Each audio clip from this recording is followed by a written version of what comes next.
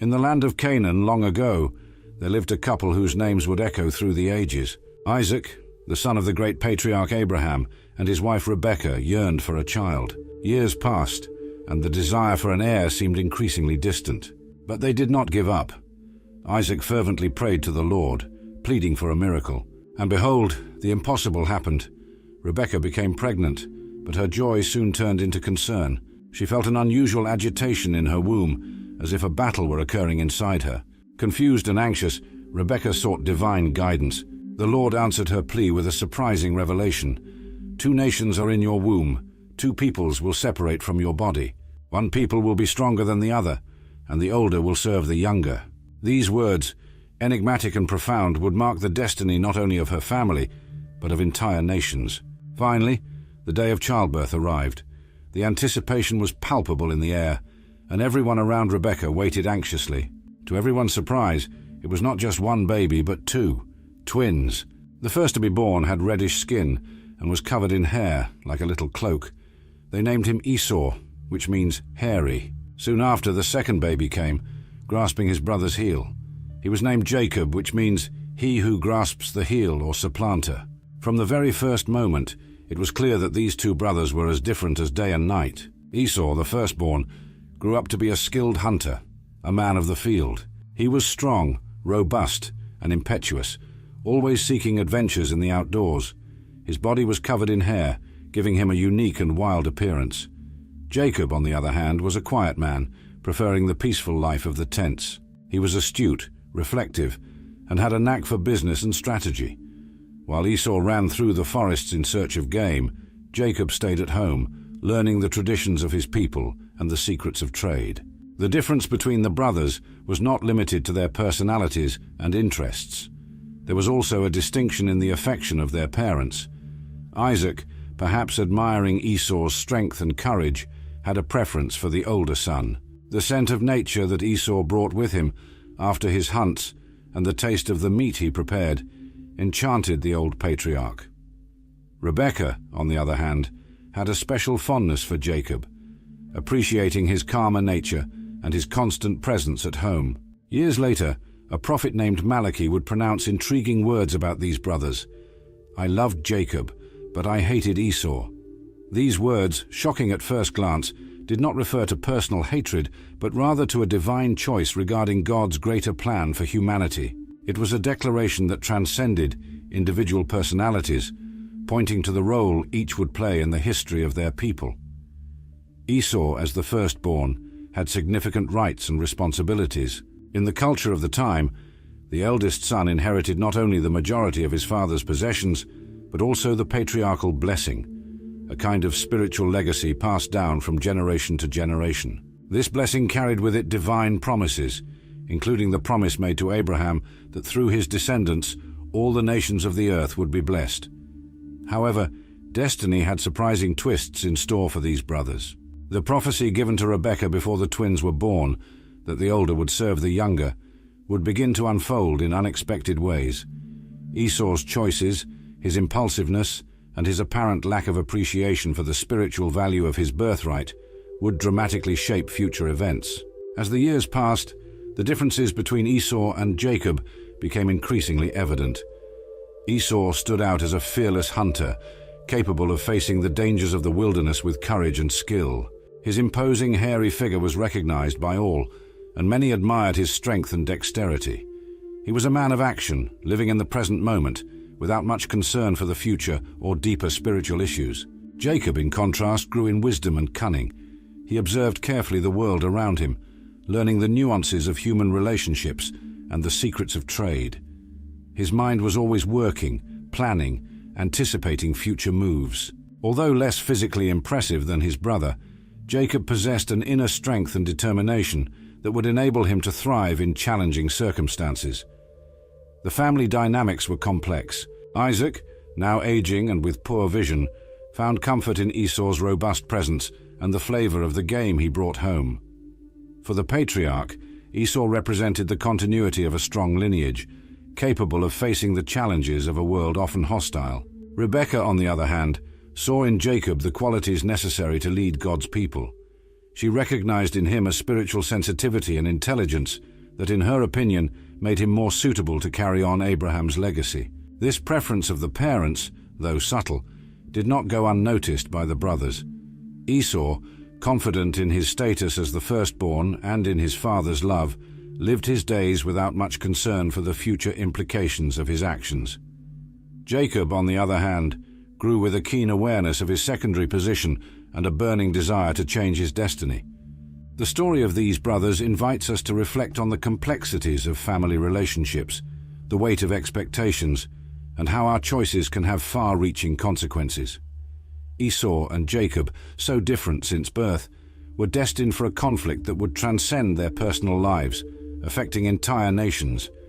As Esau hunted in the fields of Canaan, unaware of the forces shaping his destiny, Jacob observed and planned.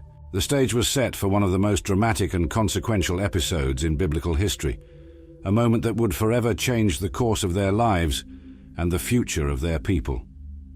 The sun was scorching the land of Canaan, its relentless rays making the air shimmer over the parched plains. In this arid and challenging landscape, another chapter in the intriguing story of the brothers Esau and Jacob was unfolding. The day had begun like many others, but it was destined to become a milestone in the history of two nations yet to be born. Esau, the skilled hunter, had set out at dawn. With his bow on his back and a quiver full of arrows, he ventured into the wildlands in search of game. Hours passed, the sun rose high in the sky, and the heat intensified. The hunt, usually successful, proved exceptionally difficult that day. The animals seemed to have vanished, hiding from the scorching heat in burrows and inaccessible shadows. Meanwhile, in the safety of the family tents, Jacob occupied himself with his daily tasks. His eyes, always watchful, occasionally turned toward the horizon, as if he were waiting for his brother's return. There was a tension in the air, a sense that something significant was about to happen. The hours dragged on, and the sun began its descent in the western sky. It was then that a staggering figure appeared on the horizon. It was Esau, exhausted and famished, returning from his fruitless hunt. His body, usually vigorous and full of energy, now seemed fragile and spent. Hunger and thirst had taken their toll, and the proud hunter could barely keep himself upright. The smell of something cooking filled the air, causing Esau's stomach to rumble painfully. His bleary eyes focused on the source of the tempting aroma, a large bubbling pot over the fire, filled with a stew of lentils that Jacob had prepared. "Brother," Esau called, his voice hoarse from thirst, "please give me some of that red stew. I'm starving, about to faint." The words came out in gasps, revealing the desperation of a man at the limit of his strength. Jacob, who had been watching his brother's approach, did not respond immediately. His shrewd eyes studied Esau, assessing the situation. For a moment, the only sounds were the bubbling of the stew and Esau's labored breathing. Then Jacob spoke, his words carefully chosen. "Of course, my brother, but first, sell me your birthright." The request, seemingly absurd, hung in the air between them. The birthright was something sacred, an honor and responsibility passed from father to the eldest son. It included not only a double portion of the inheritance, but also the leadership of the family, and more importantly, the spiritual blessing that carried the divine promises made to Abraham. Esau, in his state of exhaustion and extreme hunger, did not seem to fully grasp the weight of what was being asked of him. His response came quickly and thoughtlessly. "Look, I'm about to die of hunger. What good is the birthright to me?" Jacob, recognizing the unique opportunity before him, pressed on. "Swear to me right now." And Esau, in a moment of weakness that would echo through the centuries, swore, handing over his birthright for a bowl of food. The pact was sealed. Jacob served Esau bread and the lentil stew. The firstborn ate and drank eagerly, satisfying his immediate hunger and thirst, but losing something of immeasurable value in the process. When he finished his meal and the fog of hunger dissipated, Esau got up and left, seemingly indifferent to what he had just done. This seemingly trivial moment was, in fact, a monumental turning point. The words exchanged that day between the tents would reverberate for generations, shaping the destiny of entire nations. Esau's actions revealed much about his character. He was a man of the moment, driven by his immediate desires and needs. The hunger and fatigue led him to disregard something of immense spiritual and cultural value. His willingness to trade his birthright for a meal demonstrated a lack of long-term vision and a devaluation of his spiritual heritage. Jacob, on the other hand, proved to be calculating and opportunistic. He recognized the value of the birthright and was willing to take advantage of his brother's momentary weakness to obtain it. His action, although ethically questionable, revealed a deep understanding of the importance of spiritual blessings and a fierce determination to achieve what he saw as his destiny. The days that followed were marked by a silent tension between the brothers. Esau, recovered from his exhaustion, seemed to pay little attention to what had happened. He continued his life as a hunter, going out on his expeditions, seemingly forgotten the pact he had made. Jacob, on his part, kept the secret of his new position, waiting for the right moment to fully claim what he now considered his by right. The news of the incident soon spread throughout the family. Rebekah, the mother of the twins, heard about the agreement with a mix of surprise and perhaps a hint of satisfaction. She had always seen Jacob as the more suitable son to carry on the family legacy. Isaac, on the other hand, remained oblivious to what had transpired, his failing eyesight preventing him from perceiving the subtle changes in the dynamics between his sons. This event raises profound questions about the value we attribute to things in our lives. What do we truly consider important? How easily are we willing to give up our heritage, whether material or spiritual, for immediate gains? The story of Esau and Jacob invites us to reflect on our own choices and priorities.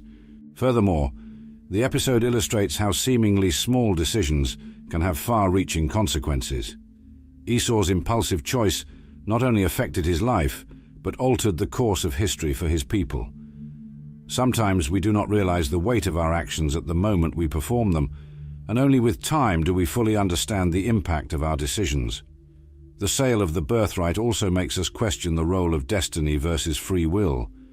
The prophecy given to Rebekah before the twins' birth, that the older would serve the younger, seemed to be coming to fruition.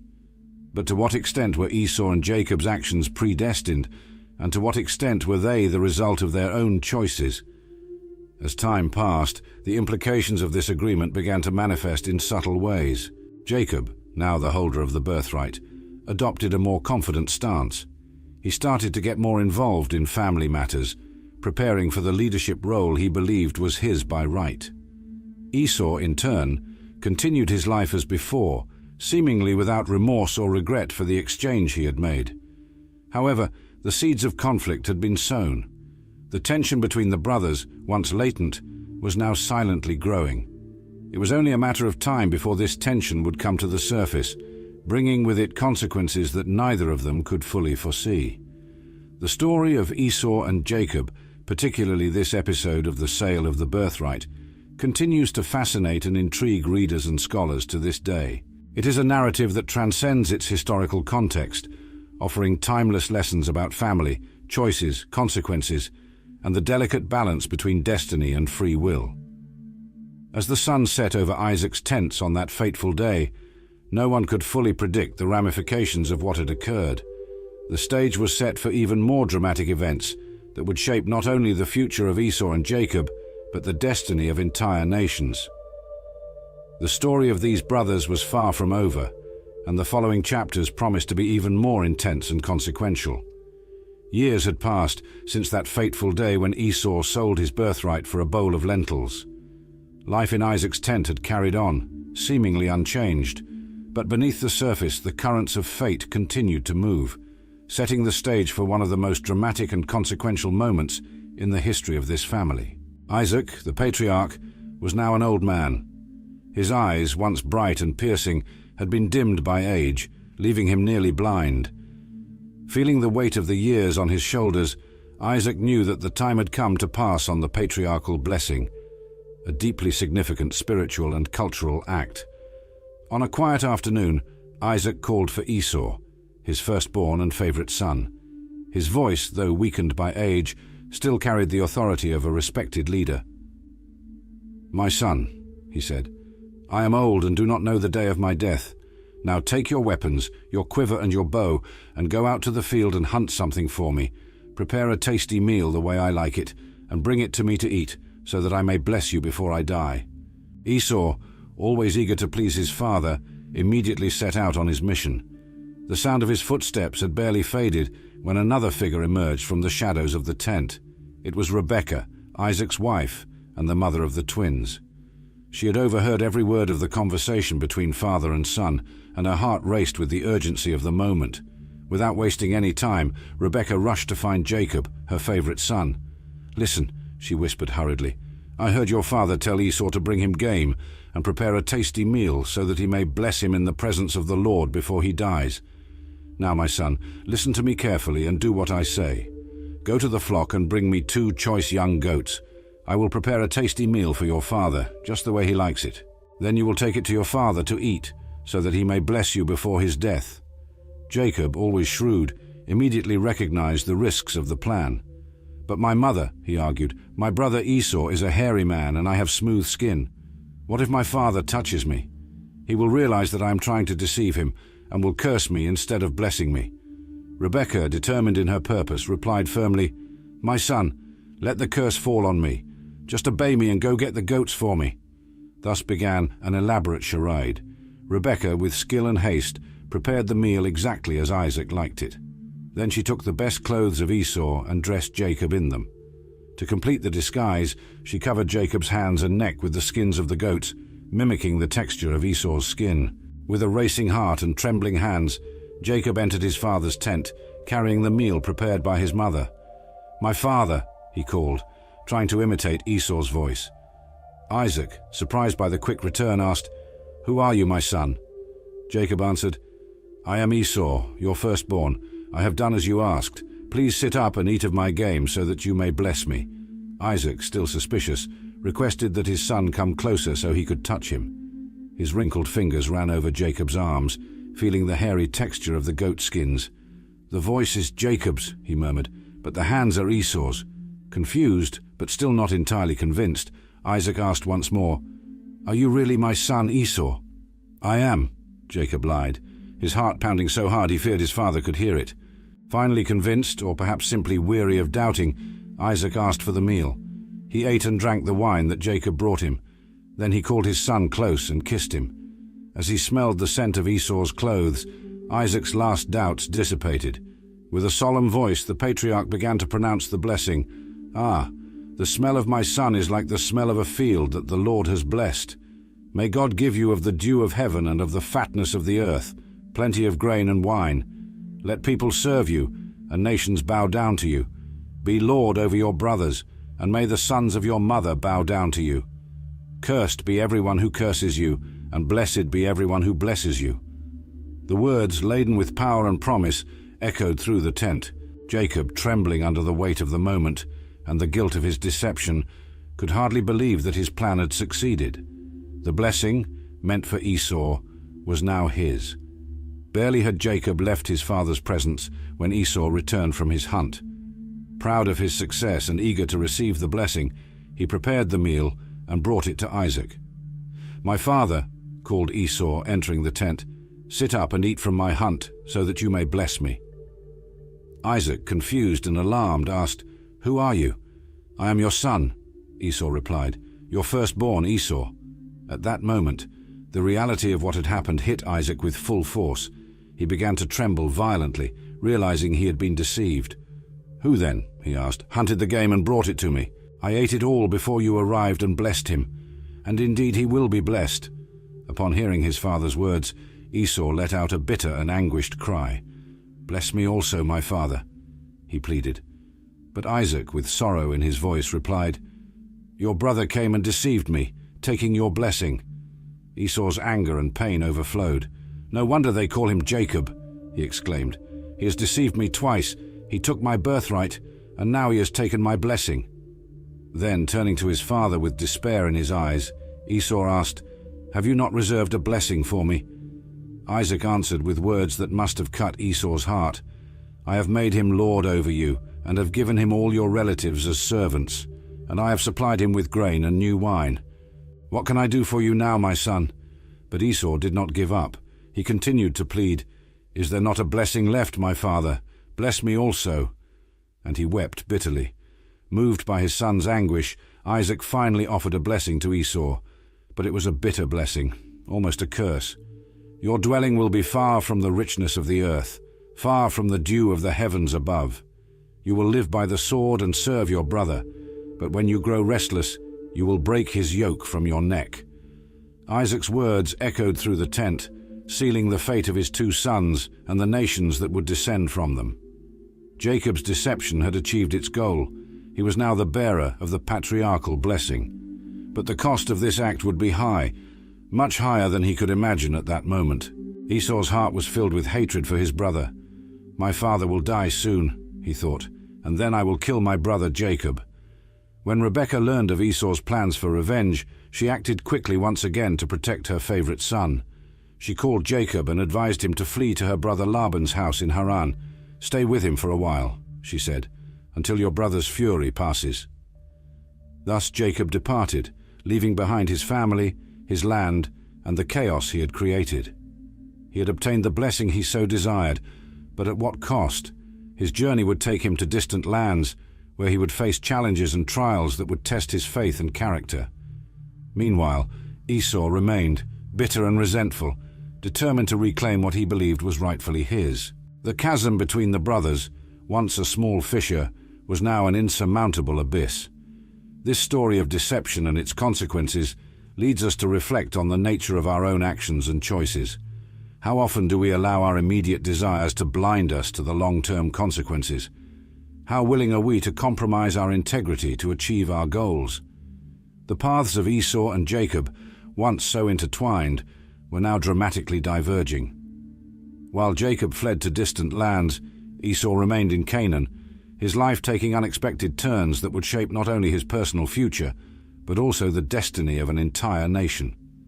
Esau, the man of the field, the skilled hunter, now found himself at a crossroads. The loss of the paternal blessing and the rupture with his twin brother had left a void in his life, a void he would attempt to fill in various ways in the years to come. At the age of 40, a significant milestone in the culture of the time, Esau made a decision that caused great sorrow to his parents, Isaac and Rebekah. He chose as wives 2 Hittite women, Judith, daughter of Beeri, and Basemath, daughter of Elon. This choice was not well received by his family, as the Hittites were a foreign people, with customs and beliefs different from the Abrahamic traditions that Isaac and Rebekah valued so highly. The biblical text tells us that these women were a source of bitterness to Isaac and Rebekah, Genesis 26:35. This succinct statement conceals a deep familial pain. For Isaac and Rebekah, Esau's marriages represented more than just an unwanted alliance with a foreign people. It was a departure from the promises made by God to Abraham, a dilution of the lineage chosen to carry the divine blessing. We can imagine the tensions that must have arisen in Isaac's tent. Rebekah, who already favored Jacob, must have seen in Esau's marital choices yet another confirmation that her younger son was the more suitable one to carry on the family legacy. Isaac, on his part, must have felt deeply divided. His love for Esau was evident, but his firstborn's actions went against everything he had learned and valued throughout his life. Esau's Hittite wives brought with them not only their customs and beliefs, but also a new dynamic to the family. Life in the patriarchal tent, once centered on traditions and worship of the God of Abraham, now found itself challenged by foreign practices and ideas. This cultural clash must have been a constant source of conflict and tension. Despite this, Esau did not seem to realize the impact of his choices. Or perhaps, in his pain and resentment over the loss of the blessing, he deliberately chose a path that distanced him from his family's traditions. Regardless, his actions were shaping not only his own future, but that of his entire lineage. Years passed, and life continued its course.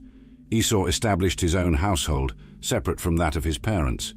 He continued to thrive as a hunter and man of the field, his skills earning him a position of respect among the peoples of the region. His children were born and grew up, learning both their father's traditions and the customs of their Hittite mothers. Then one day, news reached Esau's ears. His brother Jacob, after years of exile, was returning to Canaan, and he was not coming back alone. He was bringing wives, children, and great wealth. The news must have reignited old wounds in Esau. The brother who had deceived him, stealing his blessing and forcing him into exile, was now returning in triumph.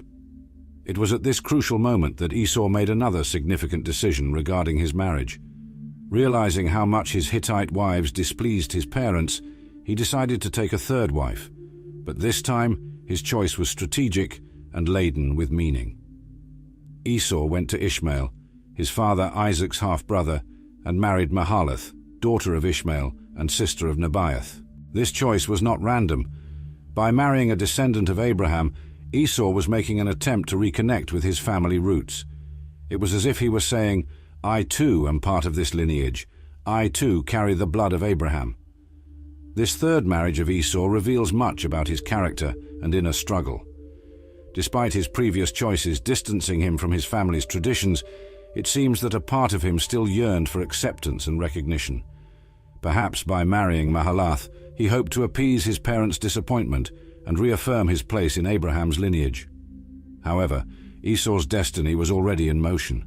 His prior choices, combined with the blessing that Jacob had received, had set a path for him and his descendants that would lead them away from the promised land. Over time, Esau and his family moved to the mountainous region of Seir, south of Canaan. This shift was not just geographical, but also symbolic. By settling in Seir, Esau was effectively separating himself from the promised lineage, beginning his own distinct nation. In Seir, Esau prospered. His descendants multiplied and became powerful. They became known as the Edomites, a people who would play a significant role in Israel's history in the centuries that followed. The biblical narrative provides a detailed list of Esau's descendants in Genesis 36, a genealogy that demonstrates how vast and influential his lineage became. Among his descendants were tribal chiefs, kings, and powerful leaders.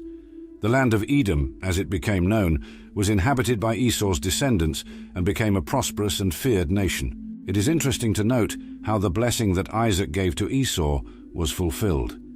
Remember the words, "Your dwelling will be away from the richness of the earth, away from the dew of the heavens above. You will live by the sword and serve your brother. But when you become restless, you will break his yoke from your neck." In Seir, a dry and mountainous land, the Edomites indeed lived away from the richness of the earth. They became a warrior people, living by the sword. And although they were sometimes under the dominion of Israel, the descendants of Jacob, they frequently rebelled, breaking the yoke. The story of Esau's marriages and descendants offers several lessons and points of reflection. First, we see how our choices, especially those related to marriage and family, can have far-reaching consequences, affecting not only our lives, but those of future generations. We are also reminded of the complexity of family relationships. The disappointment that Esau caused his parents with his first marriages, and his subsequent attempt to remedy the situation with a third marriage, illustrate the tensions that can arise when family expectations collide with individual choices.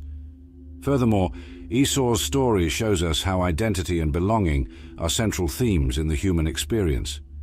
His marital choices reflect an internal struggle between the desire for independence and the need for connection with his roots. The formation of the Edomite nation from Esau's descendants also reminds us how the actions of an individual can have national and even global impacts. What began as a conflict between two brothers transformed into centuries of complex interactions between two nations. Lastly, the story of Esau and his descendants invites us to reflect on the concept of blessing and curse. Despite not receiving his father's primary blessing, Esau still prospered and became the father of a powerful nation. This leads us to question, what truly constitutes a blessing? Is it possible to find purpose and meaning even when things do not go as we planned? As the narrative progresses, we see that Esau's story does not end with him. His descendants, the Edomites, would continue to play a significant role in Israel's history. Sometimes as enemies, sometimes as allies, the paths of Edom and Israel would remain intertwined, reflecting the complex relationship between the twin brothers who founded these nations. Esau's journey from beloved firstborn to father of a foreign nation is a story of choices, consequences, and redemption. Through his marriages and his descendants, he found a new path, different from the one originally destined for him, but no less significant. His story reminds us that even in the face of disappointments and changes in direction, it is still possible to build a lasting legacy. Years passed since Esau and Jacob separated, each following his own path. Esau had settled in the mountainous region of Seir, building a life for himself and his family, while Jacob spent 2 decades in exile, working for his uncle Laban. Now, the moment of their reunion approached, laden with tension and uncertainty. Jacob, returning to the land of Canaan with his wives, children, and wealth, sent messengers ahead to inform Esau of his arrival. When the messengers returned with the news that Esau was coming to meet him with 400 men, Jacob's heart filled with fear. He remembered the vow of revenge his brother had made so many years ago. On the night before the meeting, after dividing his camp and sending gifts to appease Esau, Jacob had his famous encounter with the angel, wrestling until dawn. From this struggle, he emerged with a new name, Israel, and a new perspective. Finally, the day of the meeting arrived. Jacob saw Esau approaching with his men and, fearing the worst, bowed 7 times before his brother. But to his surprise and relief, Esau ran to meet him, embraced him, kissed him, and they both wept. This moment of reconciliation is one of the most powerful in the biblical narrative. Esau, the man who had sworn to kill his brother, now received him with open arms. Time and distance seemed to have softened his anger, allowing fraternal love to prevail. When Esau asked about the gifts Jacob had sent, his brother replied, "To find favor in your eyes, my lord." But Esau, in a gesture of generosity, said, "I have enough, my brother. Keep what is yours." This exchange reveals much about the transformation of both brothers. Jacob, once the deceiver, now humbled himself before Esau. And Esau, who once valued his birthright so little that he sold it for a bowl of stew, now demonstrated a maturity and abundance that surprised Jacob. Despite the warm reconciliation, the brothers did not return to live together. Esau went back to Seir, while Jacob settled in Canaan. This geographical separation symbolized the different paths that their lives and those of their descendants would take. Esau's legacy extended far beyond his own life. His descendants, the Edomites, became a powerful nation. The land of Edom, rich in minerals and strategically located along trade routes, prospered for many centuries. However, the relationship between Edom and Israel, the nations founded by Esau and Jacob, was often marked by conflict. There were periods of Israelite domination over Edom, fulfilling part of Isaac's blessing that said Esau would serve his brother. But there were also times when Edom broke the yoke, rebelling against Israel's control.